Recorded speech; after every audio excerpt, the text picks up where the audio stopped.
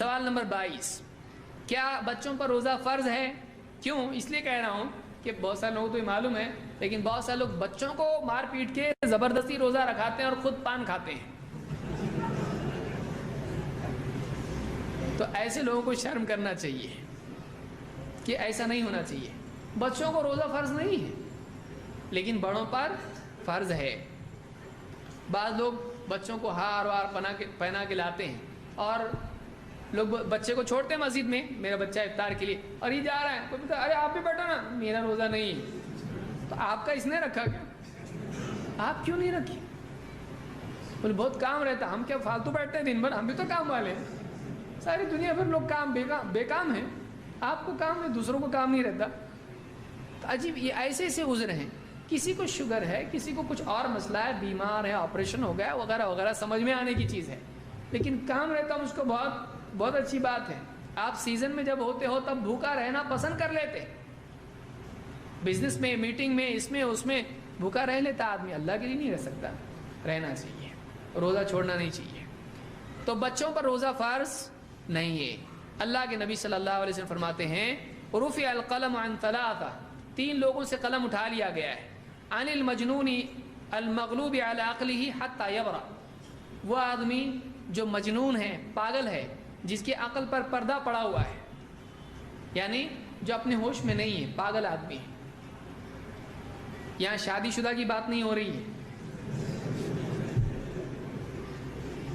کسی نے بھیجا ہے کہ میسج، بولے آدمی کی عقل جو ہے، اس کی دماغ انسان کا ہر وقت کام کرتا رہتا ہے، جب سے پیدا ہوا تب سے کام کرتا رہتا ہے جب تک کہ اس کی شادی نہیں ہو جاتی. جیسے شادی ہو جاتی کام کرنا دماغ چھوڑ دیتا ہے. کیا کیا لوگ بھیجتے ہیں آپ دیکھو. تو یہ واقعی پاگل ہے، جس کو مجنون کہا جاتا ہے، پاگل کہا جاتا ہے.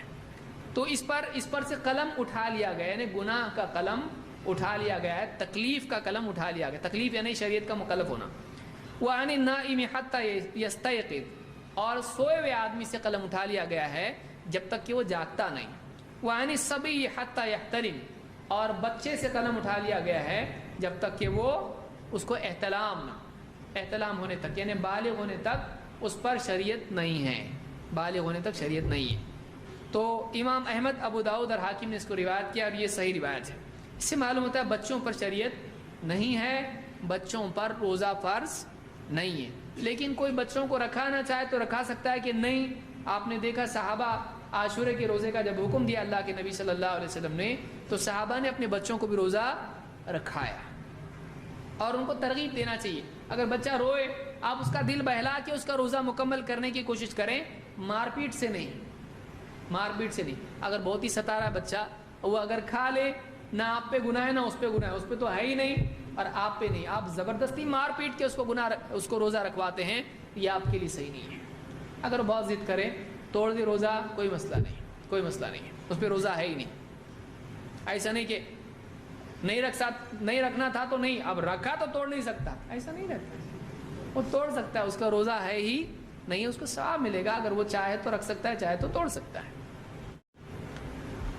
کیا حائضہ چاہے تو روزہ رکھ سکتی ہے؟ کوئی عورت حیض کی حالت میں ہو، کہے دوسری نہیں رکھ رہی، میں اپنی طرف سے رکھتی، مجھ سے ہو جاتا روزہ، کوئی مسئلہ نہیں، رکھ سکتی ہے. اس کے لیے جائز نہیں ہے. حیض کی حالت میں اور نفاس کی حالت میں روزہ نہیں ہوتا ہے، چاہے تو بھی نہیں ہوتا ہے کہ میں اپنے دل سے رکھنا چاہتی، نہیں، اللہ نے معاف کیا، میں تو رکھ رہی ہوں، نہیں رکھ سکتی ہے.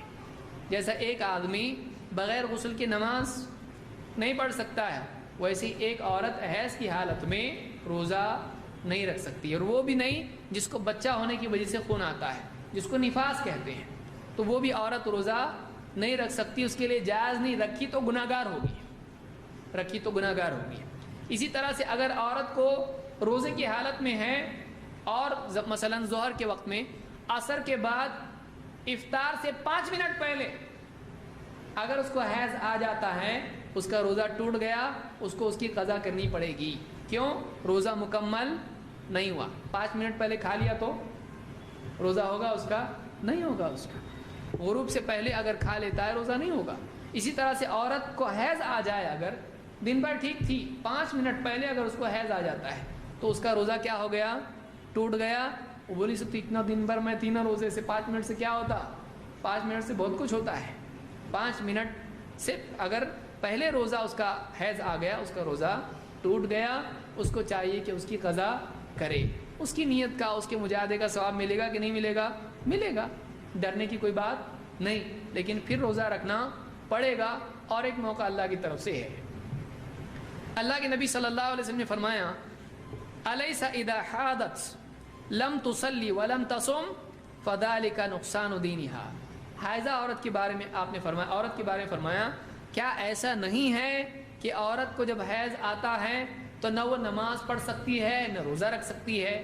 یہی تو اس کے دین کا نقصان ہے، یہی تو اس کے دین کی کمی ہے. اس کو امام البخاری اور مسلم نے روایت کیا ہے. اس سے معلوم ہوا کہ جب عورت کو حیض آتا ہے تو نہ وہ نماز پڑھ سکتی ہے نہ روزہ رکھ سکتی ہے. تو حیض کی حالت میں روزہ رکھنا جائز نہیں ہے.